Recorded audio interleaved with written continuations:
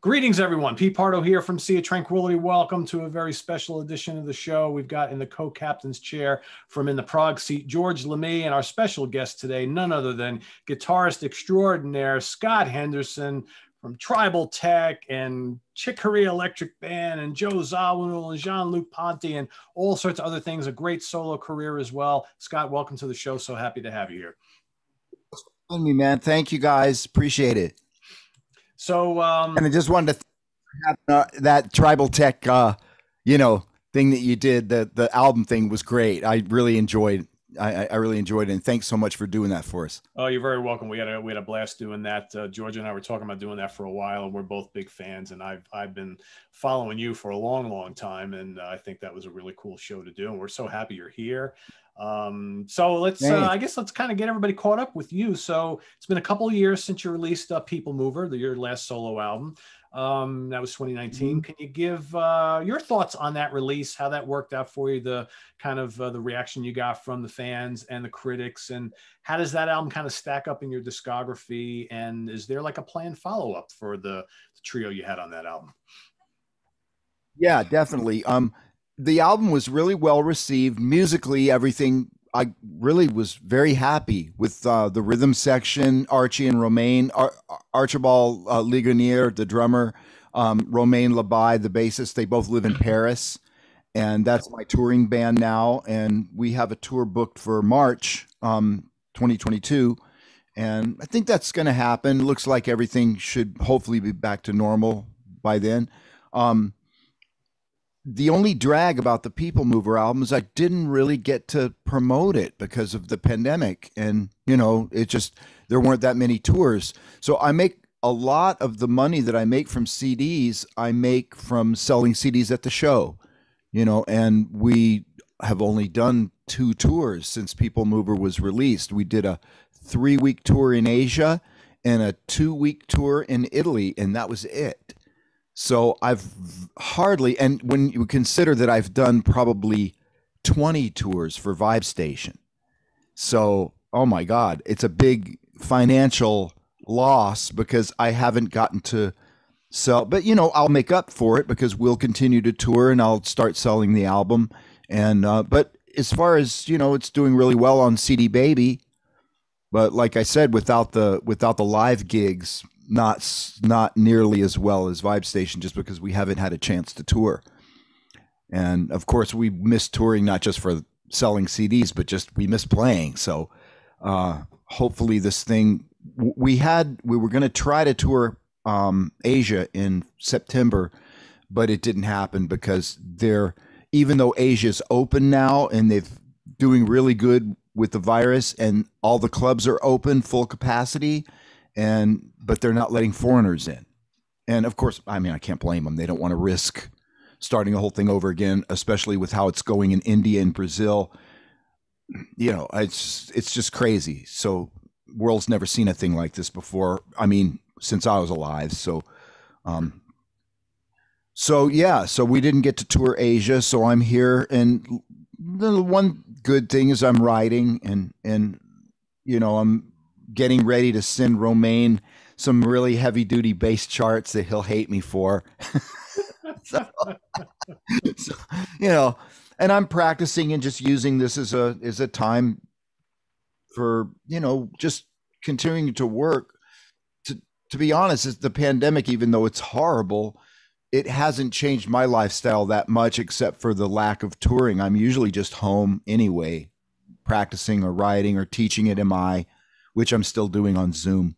So not that much has changed for me. I basically work in my room, stare at my computer all day.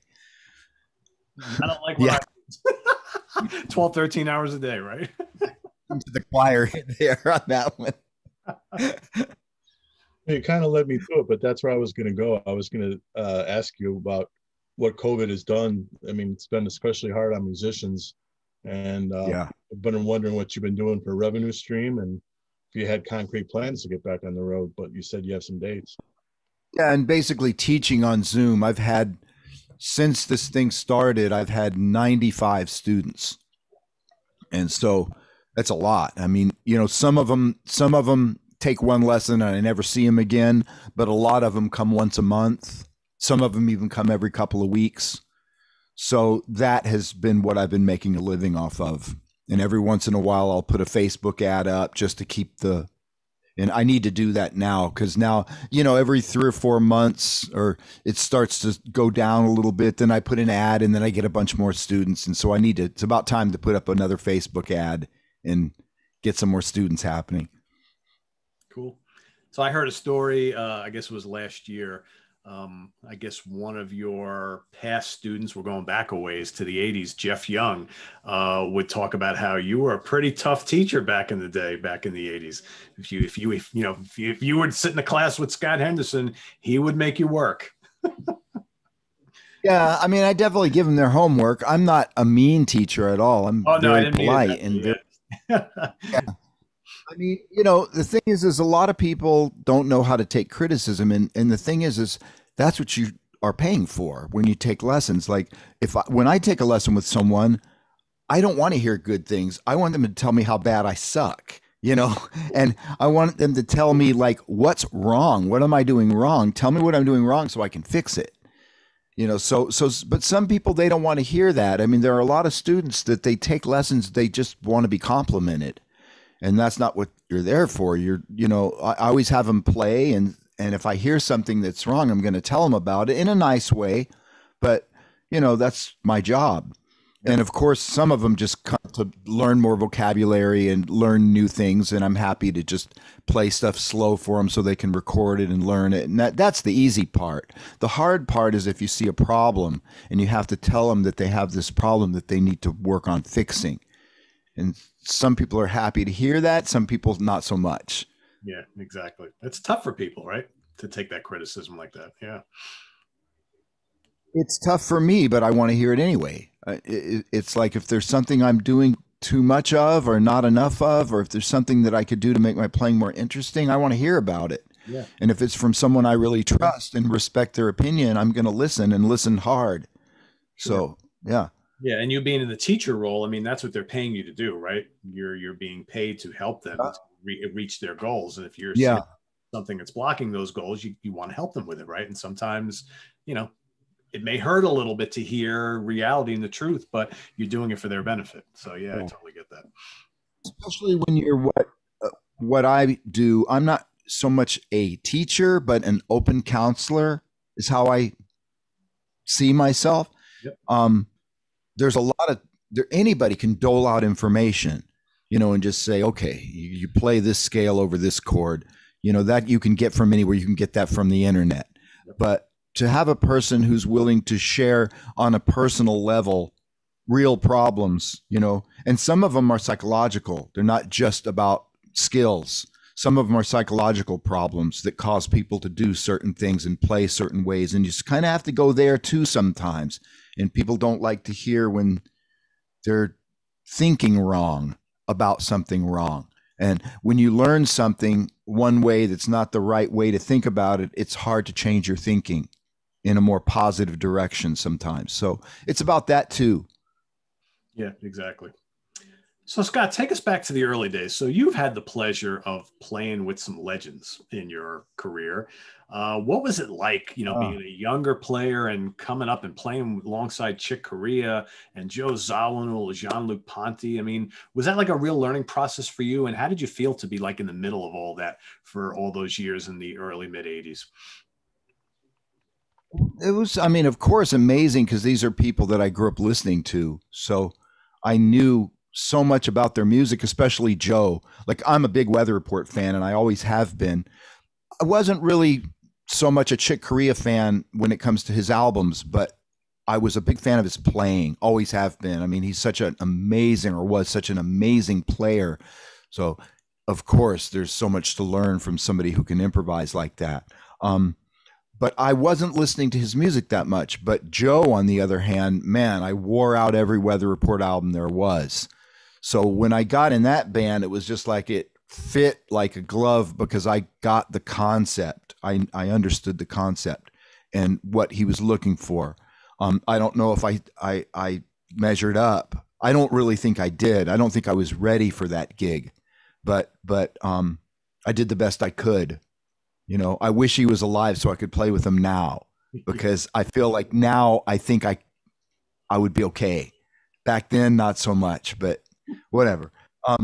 But anyway, and Chick, you know, that wasn't a real great experience for me, because Chick was putting together a band that was more on the commercial side, and it was almost in a way, I guess in a way, the way he ran the band was more like a show.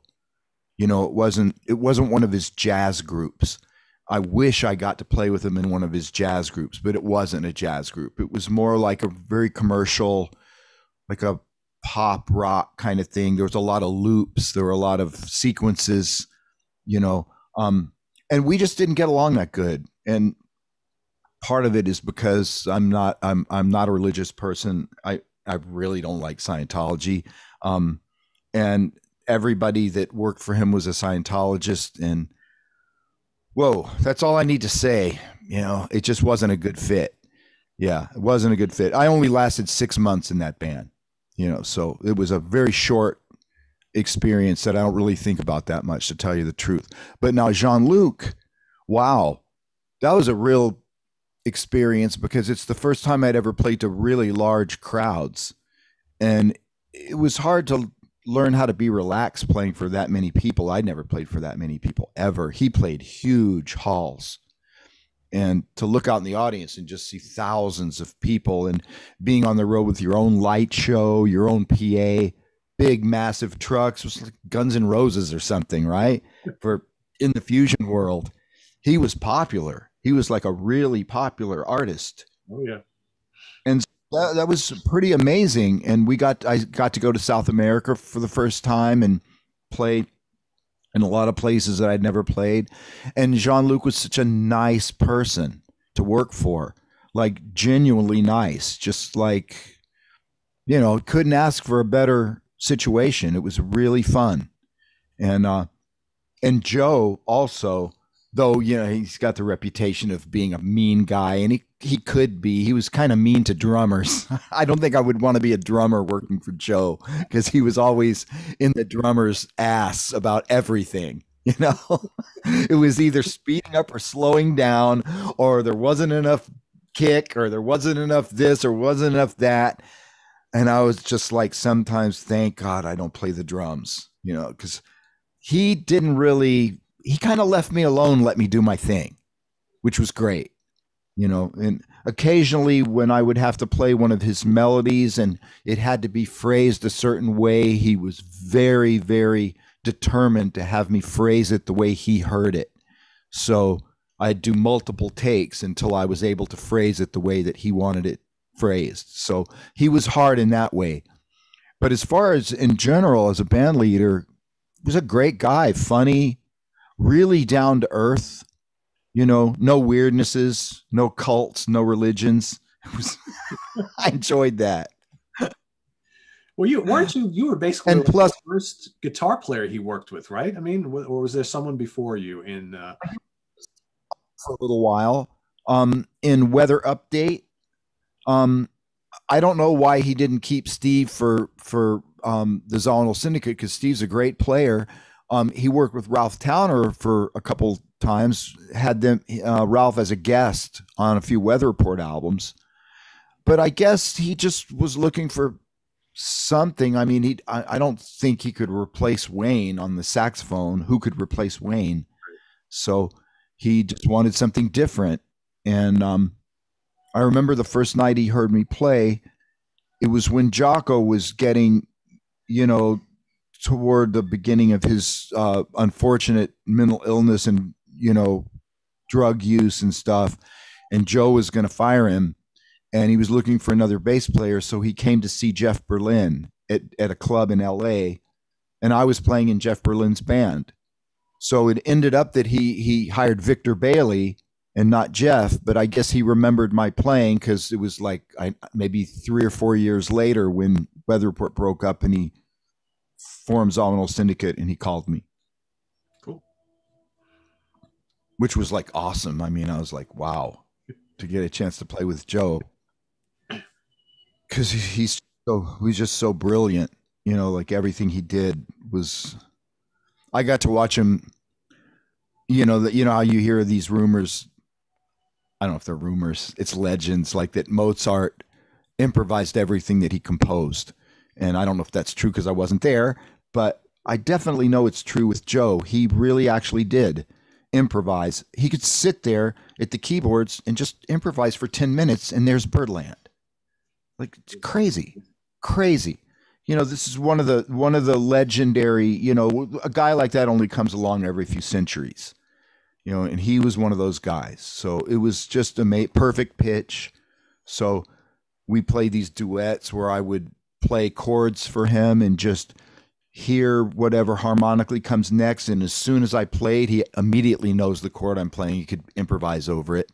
So we played these duets that were just like, wow, no one else. If you didn't have perfect pitch, you'd have a hard time doing that. But his perfect pitch just made it sound like we had rehearsed this thing, that we were just improvising. So it's an incredible guy to work with. Amazing. Scott, one that Pete and I both love is Players. It was a real super group.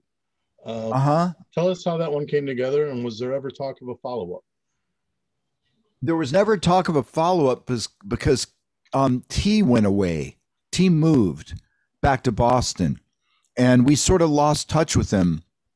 And unfortunately, things didn't go well with him, as you know. And I don't really know why that happened. I think after his marriage broke up, he kind of spiraled down.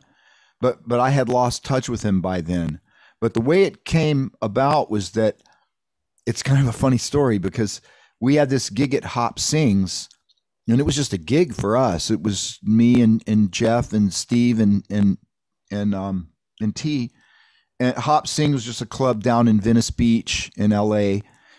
And we were just going there thinking it was a gig. And when we got there, we found out that T had hired a mobile recording truck. And it was going to be a record. And we didn't know. Nobody knew but T. And so we played. And then T told us that the whole show was recorded and that he wanted to turn it into an album. And we were just like kind of shocked, like, why didn't you tell us? And he just said, you know, you guys might not have wanted to do it or whatever. But we listened to it and we only felt like half of the show was worth putting on record. We didn't like the rest of it. So he said, well, let's just go in the studio and record the rest of it as a studio project. So that's what we did. So some of it's live, some of it's in the studio. Yeah, I love your track Valentine on that. That's probably my favorite on there. Oh, okay. Yeah, God, I wrote that when I was about 15. Wow. Great album. Yeah, I love it quite a bit. It's good stuff. Oh, thanks. So let's shift gears to Tribal Tech a little bit. So how did, can you maybe talk about the genesis of Tribal Tech and, you know, how did you and Gary Willis kind of come to meet and get that whole band started? Well, I always had, you know, I'm always playing or was playing top 40 bands to make a living, but I always had an original group on the side just for fun. So I had this group in LA. I had been here about a year and I found Will Boulware, who's a really great piano player, who's now in New York. He's been in New York for many years. He plays with Maceo Parker. He plays organ with Maceo Parker. So, and he's really great, kind of like Herbie Hancock style, you know, just great improviser.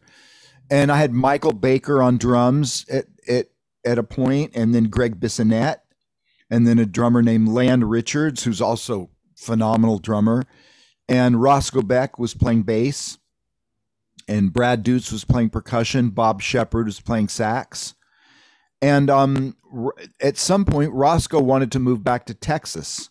So I was having to find another bass player. And strangely enough, I met Willis at the union, at the musicians union.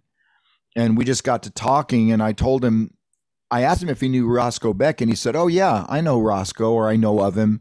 And I said, well, do you want to come and play with us? We got this original band, and I sent him some of the music, and he was into it. So Willis replaced Roscoe. And then sooner or later, we ended up with Steve Houghton on drums and Pat Coyle on keyboards. And it was at that time that I had just done that record Champion with Jeff Berlin. And that was Jeff's first record. And it was actually the first record that I'd ever been on. So through Jeff, I got to meet Jim Snowden, who was the head of Mesa Blue Moon Records. And he just told me, if you ever have, he liked my playing, and he said, if you ever have any music of your own that you want to do, we'd be interested in doing a record with you. Of course, you'd pay for the recording costs, and we just put it out, and you'd get a percentage of, whatever. And I said, cool. So at that point, we had just enough music to do a record, and I called Jim, and we did Spears, the first record, and that's how we kind of started. And then we did, I guess, 2 or 3 more records.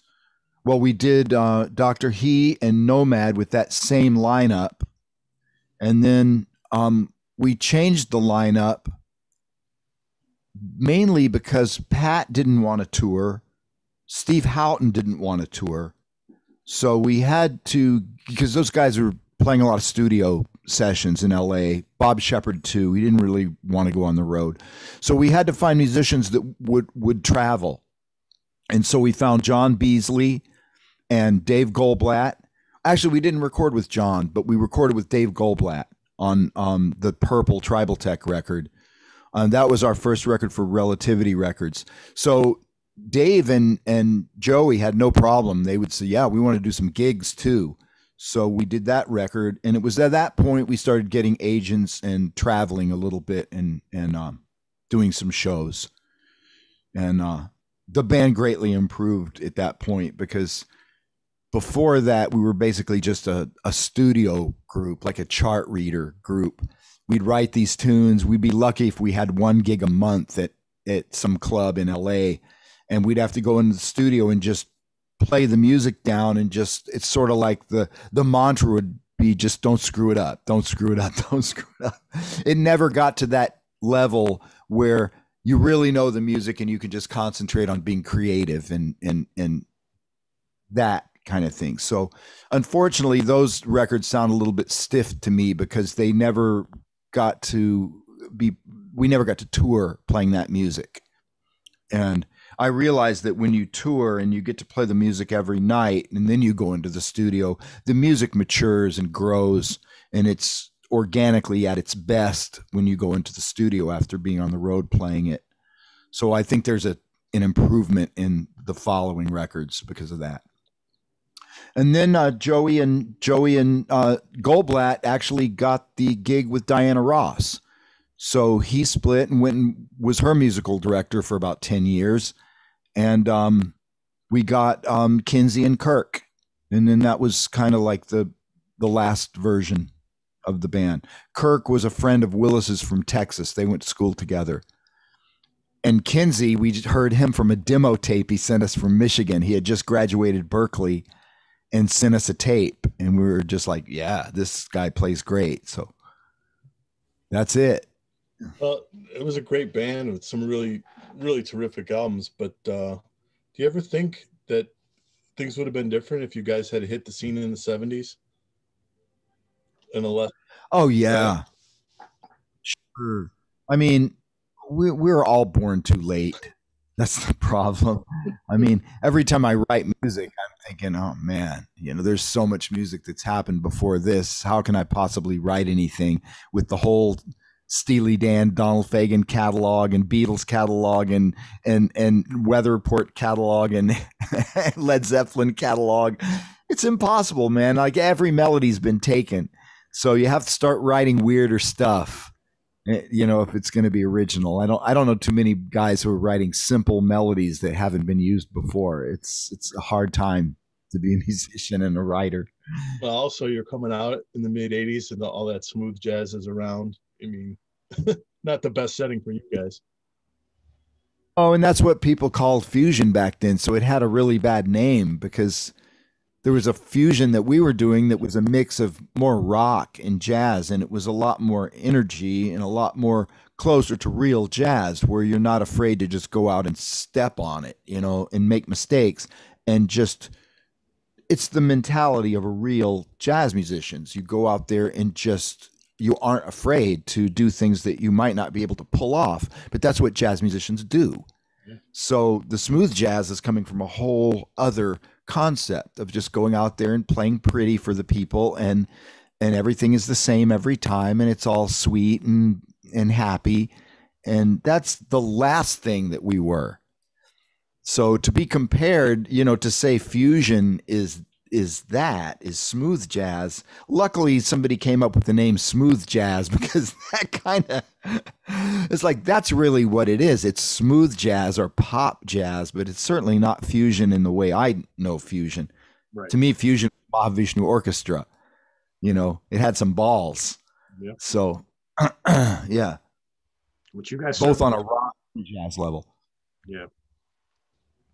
So from a guitarist standpoint, so who are some of your heroes when you first started playing, when you were growing up? What are some of the players that you really got into? What were some of the bands that, you know, you caught very early on and said, hey, I want to try and do that? Well, it was Led Zeppelin for sure. I mean, Led Zeppelin was it for me. That's all I listened to.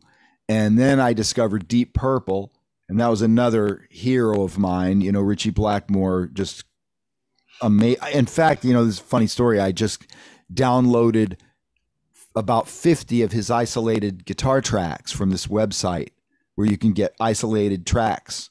You know, you can get the vocals, the bass. So I downloaded about 50 Richie Blackmore tracks, and I've been listening to them just for fun. You know, well, I need to hear that, because he's my favorite player too, and Deep Purple's my favorite band. So. Glad to send it to you. So I can just send it to you through Hightail. Just a folder. It's about 50 isolated, and it says they're clearly marked left, right. You just put them in your DAW, and you're able to hear the whole stem. What I found interesting is I always knew Jimmy Page was a layering guy, and you know that there was always multiple guitars going on at once. I didn't know that about Blackmore. I thought he was one of those guys where he just played one guitar track on the song and that was it. But that's not true. On a lot of the songs, there's 5 tracks of guitar. There's a left and a right, but they're doubled in different ways. Like the left side will be really mid-rangey, and the right side will have like lots of bass and treble really scooped. When you put them both together, it's like this massive guitar sound, and you get the impression that it's just one track, but it's actually a stereo track, doubled stereo track. And then there's usually a center track, and there's also add-on parts in the left and the right. He was quite a layerer too, but maybe because they had an organ player, you don't hear it quite as distinctly as you hear it in Led Zeppelin, because it was all about guitar. Right. But you'll hear it. Richie did quite a bit of layering in the studio. And one thing I found interesting too is a lot of his solos, the tones are quite different. Like he was a knob turner, and playing through different pedals, you can tell that he was never hardly using the same pedal. His tones are very varied, you know, through all the tracks I listened to, which is really interesting as a guitar player. Because I try to do that too, you know, kind of like, okay, I got that solo tone on the last track, so I don't want to use it again on this track. I want to do something a little different. So that kind of thing. So Deep Purple, Led Zeppelin, Jeff Beck, Hendrix, of course. And those were the main guys that I was listening to when I was growing up. Then I sort of had to go backwards in time, because I thought those guys were the ones that invented that, when I was totally wrong. So I had realized that they borrowed is a nice word, that stuff from black musicians, you know, in the States. So I started listening to Albert Collins and Albert King and B.B. King and you know, John Lee Hooker and Muddy Waters. And then I discovered that whole world. And the same thing kind of happened to me in jazz. The first jazz I heard was fusion. And I thought, oh, these guys invented this. I knew nothing about Coltrane or Charlie Parker. I had to go back, start listening to straight ahead jazz. And I kind of delved into straight ahead jazz for a number of years and just played standards and learned that vocabulary. And not that I know the whole thing at all. I know about like 1/10 of it, but or maybe 100th. But I think the only person that that maybe knows the whole jazz vocabulary is Brecker. He probably came the closest to knowing the whole jazz vocabulary than any other human being. But yeah, so that's it. I got to ask you about gear. What does your setup look like in recent years? Guitars, amps, effects? It's just kind of gone back to when I was in my teens, like a Marshall amp or a Marshall clone or a really good old Fender. Like I have this really great Fender Bandmaster that was modded by Dumble, and it's just like a Fender but with bigger notes, and it's that Fender sound with 6L6s that's completely different than a Marshall sound with EL34s. And then I just use a guitar, like a Suhr guitar, which is basically a modern version of a vintage Stratocaster. Or I have a Les Paul too, and a bunch of guitars and pedals. Just I love the Exotic RC Booster. The Klon is a great pedal. What else? The SD9, the Maxon SD9. Then I have a bunch of cool fuzzes like a Sun Face made by Analog Man and a Third Stone made by Craig Burkos. And I have about like at least 150 pedals that I use for various things, you know, the either special effects or just your basic distortion or boost pedals. And that's it. Yeah, it's kind of old school, really. Yeah. The only thing modern is that I use a lot of plugins. Like I have the whole Sound Toys and Waves collection of plugins, and those are really handy because there's some amazing stuff that those plugins do. I use those on my albums a lot. It's funny, I've spoken to a few guitar players in recent months who have kind of said the same thing. It's like they've kind of gone back to basics a little bit. Whereas like maybe 20, 30 years ago, you'd have like, 20 guitars that you're using, all these different effects and amps and things like that. And more people are now, it's like, I got a couple guitars. That's what I use. And that's my kind of go-to. And I got to say though, I don't know if I've ever seen a picture of you with a Les Paul ever in all these years. Yeah. So you've been keeping that kind of secret, huh? I play it, for rhythm, but I have done some solos with Les Pauls on some of my records. And yeah, I love the sound of a good Les Paul. I have an SG too. But mainly, my signature sound is a Strat. But I love to layer, like I play trio live, but after I write a tune, there's usually like a main guitar part that I will play live so that everybody can totally know what the tune is. But I like to add other parts, and if you've heard my records like Vibe Station and People Mover, there's a lot of layers and other textures that I like to add just because I can, because I feel like a record is a different art form than a live performance. So if you've got the tools to do it, why not make the record sound really cool? Use all the tools you have to make it sound. It's like making a movie as opposed to doing theater. So if you want to hear mistakes, you can buy my live album. There's lots of mistakes to laugh at on that record. But for the studio records, I fix my mistakes, and I want it to be the best thing that I can put out.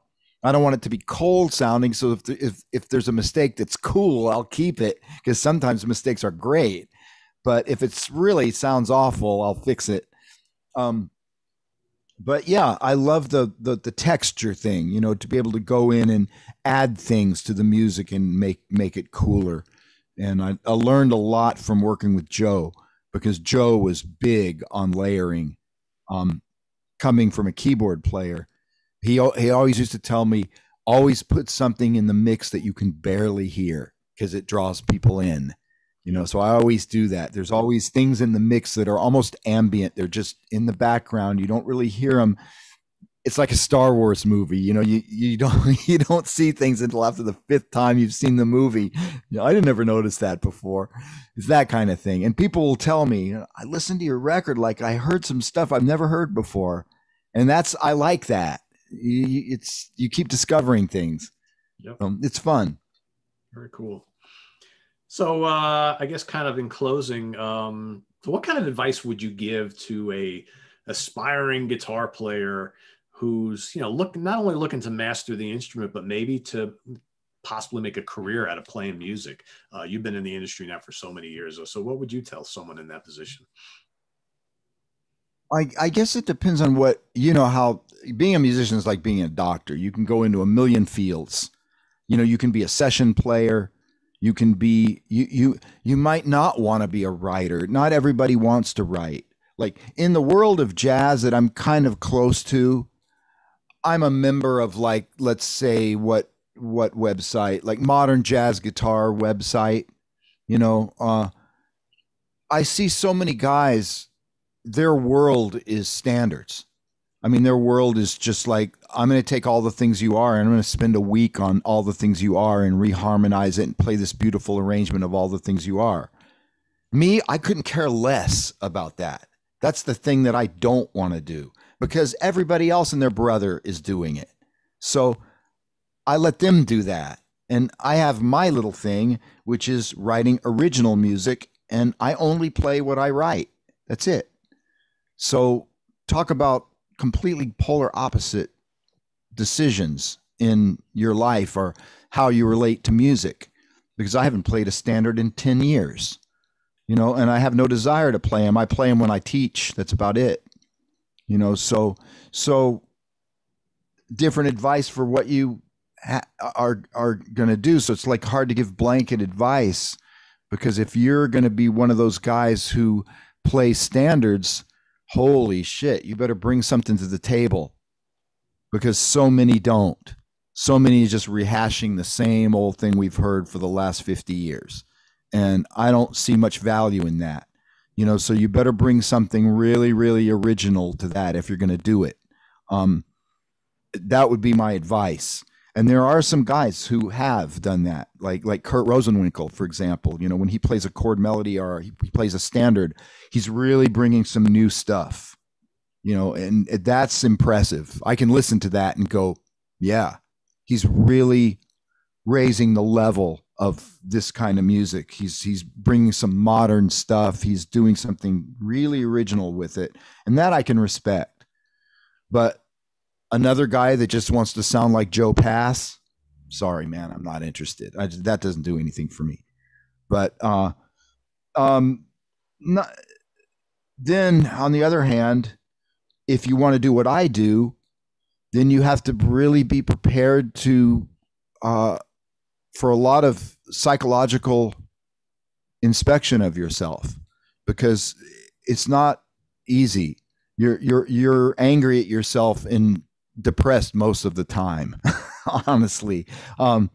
There's a great musician, I forgot who it was, who said, if you're having a good time composing, you're probably writing a piece of shit. So, you know, and there's another guy that said the hardest part about composing is the application of the ass to the chair.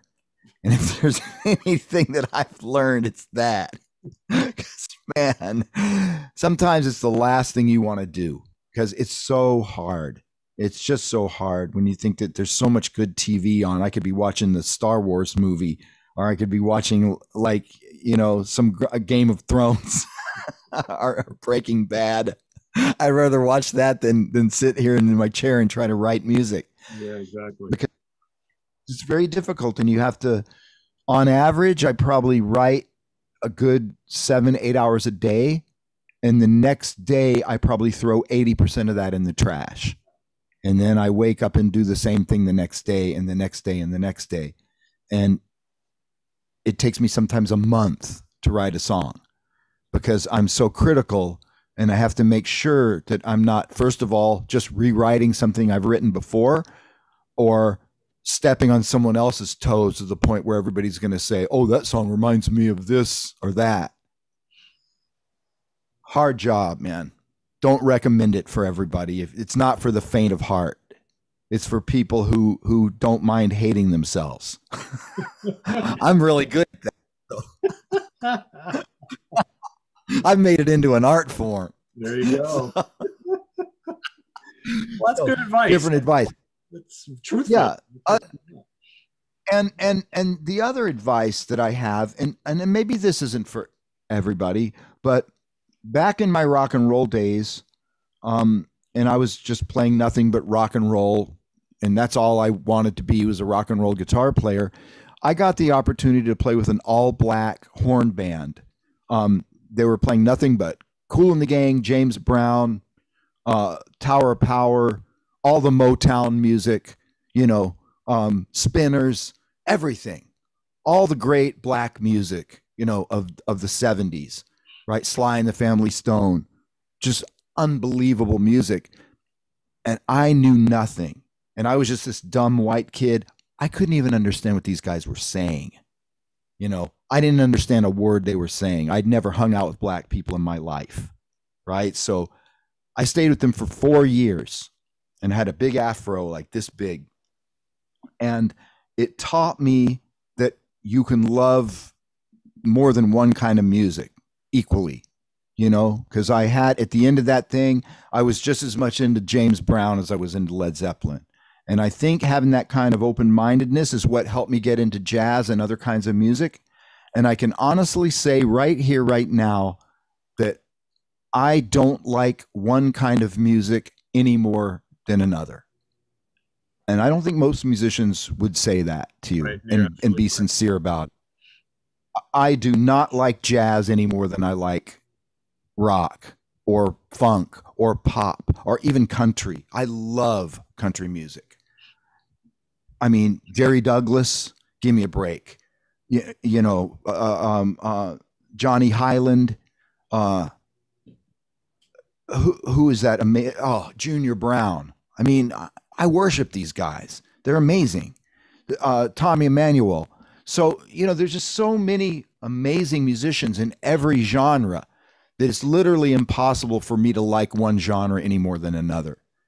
And that has helped me to create a voice that sounds like me, because I think if it wasn't for the influence of all this music, I'd either still be playing rock and roll and sound like everybody else, or not saying that all rock guitar players sound the same, but if you listen to different kinds of music, sometimes there are large groups of people who are very hard to tell the difference between one guy and another.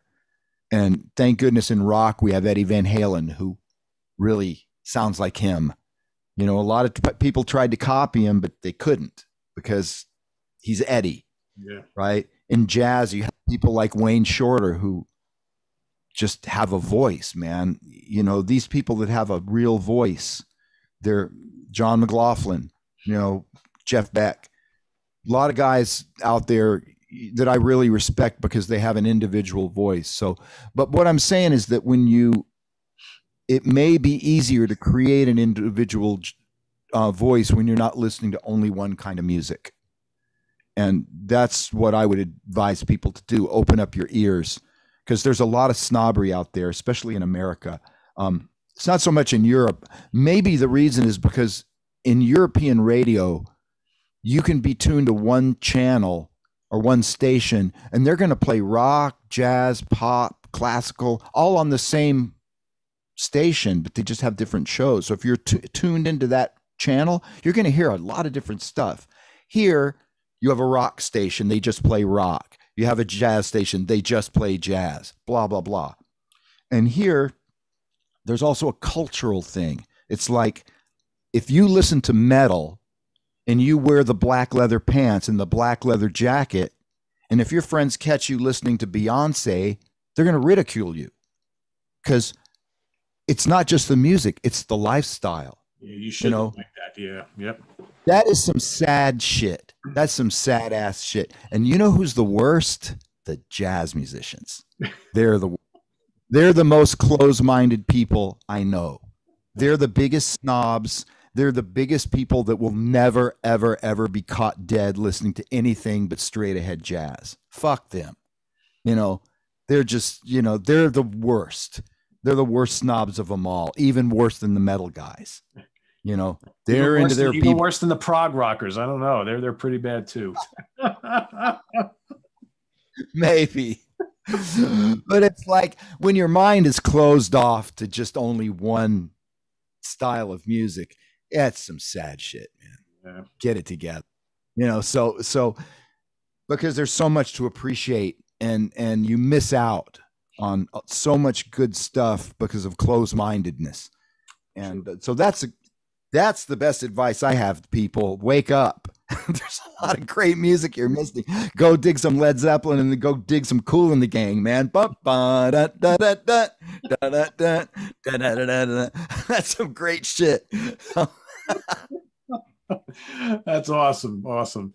So I want to thank Scott Henderson for joining us here today. This was a lot of fun, and hopefully we'll have you back on the show at some point. That'd be great. And I'm here. It's like not like I have a life. So I'm here, man. Anytime. It's a pleasure, and thank you guys for the support. I really mean this from the bottom of my heart. I mean, you guys review the records and you make the people aware of the records, and I mean, that's big. And I can't tell you how much I appreciate it, because it's a really big help. That's how we make our living. And if it wasn't for people like you, it would be so much harder. So we really appreciate it. And I'm speaking for all the musicians who you support. It means a lot to have people out there in the press, you know, helping us. It really does. So I appreciate it. That means a lot to us too. We love the fact you guys are giving us the music, and we're happy to help promote it. That's what we do. So it's kind of not only are we educating the listeners out there, but we're helping to promote you guys, and you know, we want you to be successful. So thanks for the kind words. I appreciate it. So thanks everybody for watching. Visit us on the web at www.seatranquility.org. We're on Facebook. We're on Twitter. Of course, we're here on YouTube all the damn time. For Scott Henderson and George Lamie, I am Pete Pardo. Thanks, everybody, for watching. Scott, thanks again. We'll see you all real soon. Take care. Bye.